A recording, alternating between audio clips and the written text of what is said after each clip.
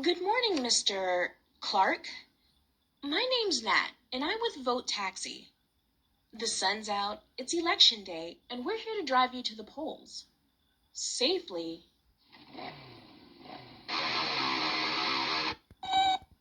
and in style.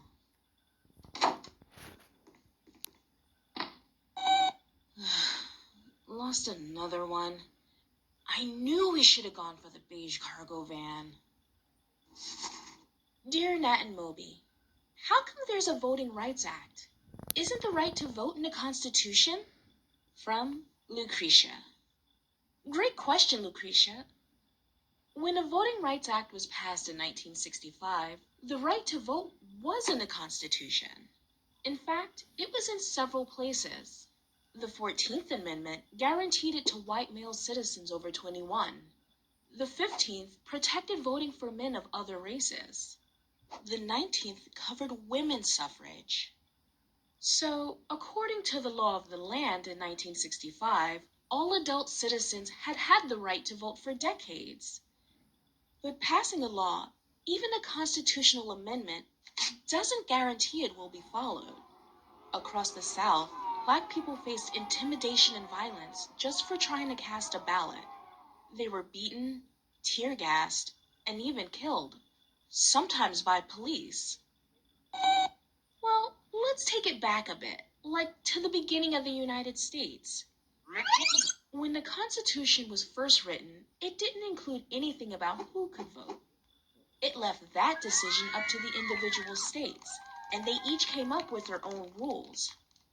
In Vermont, voters had to be of a quiet and peaceable behavior, while in South Carolina, voters had to believe in God, heaven, and hell. In New Jersey, some women and African Americans could vote, at least at first. But overall, across the country, it was mostly white men with property who got to vote. Lawmakers wanted voters to be careful, thoughtful, and invested in the success of the republic. And the only people they could imagine having those qualities were, well, people just like them. Which meant that in America's first national elections, only about 6% of the population could vote. By 1830, most states at least dropped the property requirements. Voting was no longer about what you owned, it was about who you were. And who you had to be was white and male, which is how it stayed for decades until after the Civil War. Suddenly, millions of formerly enslaved people were free, and lawmakers had to decide what rights this group would have. The Reconstruction Amendments guaranteed them full equal citizenship, which included the right to vote, at least for men. For the first time, the Constitution said voting is a right that states can't take away. African Americans started voting and getting elected to office, from mayor all the way up to Congress. They began remaking the South, taking huge strides towards racial equality, which didn't sit so well with a lot of white people there. They liked being in power and didn't want that to change. Southern states began a century-long campaign of voter suppression, sneaky tactics to stop certain voters from casting their ballots. The Reconstruction Amendments said you can't ban someone from voting based on race, but it didn't say anything about making them pay a poll tax, a fee for voting, or take a literacy test, which were designed to be nearly impossible to pass. Technically, these regulations obeyed the letter of constitutional law, but in reality, they were designed to block Black voters. The result was all white state governments passing racist laws. They segregated public spaces, keeping African Americans separate from whites. Changing that took 100 years and a long, hard fight.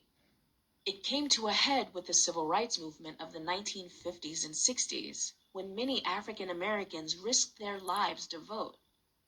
Like the activist Fannie Lou Hamer, who survived several assassination attempts and being beaten by police in Mississippi.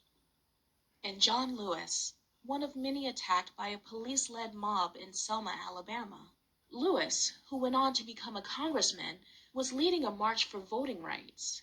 And Dr. Martin Luther King Jr., killed for his role as a leader of the movement, but not before seeing the Voting Rights Act of 1965 passed. It closed the loopholes that had denied so many people their constitutional rights.